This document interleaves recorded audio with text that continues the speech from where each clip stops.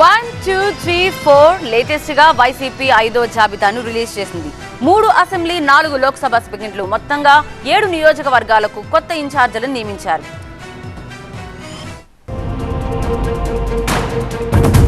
Why not 175 target కు తగ్గట్టుగా అభ్యర్థుల ఎంపికలో వైసీపీ హైకమాండ్ తన మార్కును చాటుకుంటోంది.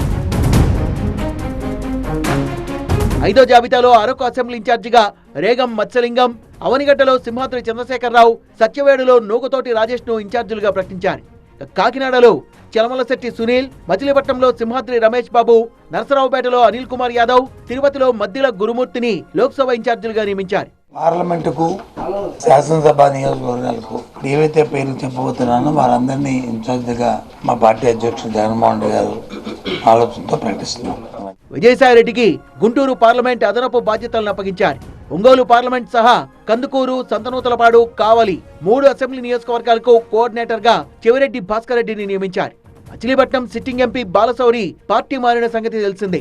ఆయన స్థానంలో అవనిగడ్డ సిట్టింగ్ ఎమ్మెల్యే సింహాద్రి రమేష్ కు ఛాన్స్ దక్కింది. ఆయన కాపు సామాజిక వర్గానికి చెందిన నేత, సౌమ్యుడిగా పేరుంది.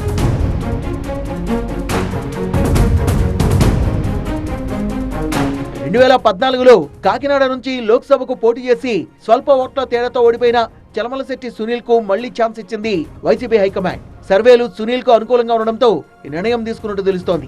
నర్సరావుపేట లోక్సభ స్థానం పరిధిలోని అసెంబ్లీ స్థానాల్లో ఒక్క బీసీ అభ్యర్థి కూడా లేకపోవడంతో ఎంపీగా బీసీలకు ఛాన్స్ ఇవ్వాలనుకున్నారు. నెల్లూరు సిటీ సిట్టింగ్ ఎమ్మెల్యేగా ఉన్న అనిల్ కుమార్ యాదవ్ ను ఇక్కడి నుంచి బరిలోకి దింపుతున్నారు. ఈ స్థానంలో స్థానికేతరులే ఎక్కువసార్లు గెలిచిన ట్రాక్ రికార్డు ఉంది. పైగా యాదవ సామాజిక వర్గం కూడా ఎక్కువే.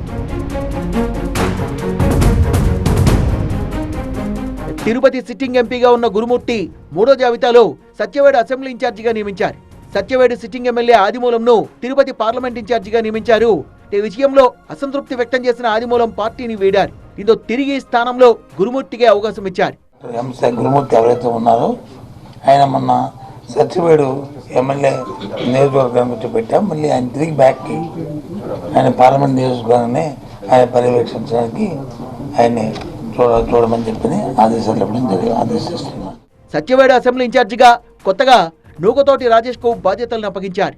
ఎమ్మెల్యే సింహాద్రి రమేష్ బాబుకు మచిలీపట్నం పార్లమెంట్ బాధ్యతలను అప్పగించడంతో అవనిగడ్డ అసెంబ్లీ ఇన్ఛార్జిగా కొత్తగా సింహాద్రి చంద్రశేఖరరావును నియమించారు. ఈయన మాజీ మంత్రి సింహాద్రి సత్యనారాయణ కుమారుడు. హైదరాబాద్ లో ప్రముఖ క్యాన్సర్ వైద్య నిపుణుడిగా పనిచేస్తున్నారు. వైసీపీ ప్రభుత్వం ఏర్పాటు చేసిన ఆరోగ్య సంస్కరణల కమిటీలో సభ్యుడిగా ఉన్నారు. అరకు అసెంబ్లీ ఇన్ఛార్జిగా సిట్టింగ్ ఎంపీగా ఉన్న గొట్టేటి మాధవ్ని 2వ జాబితాలో ప్రకటించారు.